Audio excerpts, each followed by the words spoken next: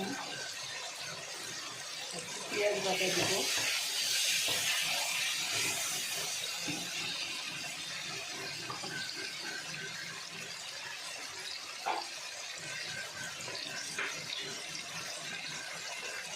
পেঁয়াজ বাটা দিলাম, পেঁয়াজ দিয়েছি যেমন 1 কাপের মতো দিয়ে দিচ্ছি।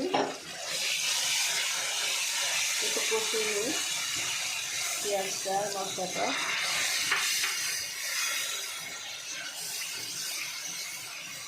এখন আমি শুটকিটা দেবো, এটা চিংড়ি মাছ শুটকি বাটা।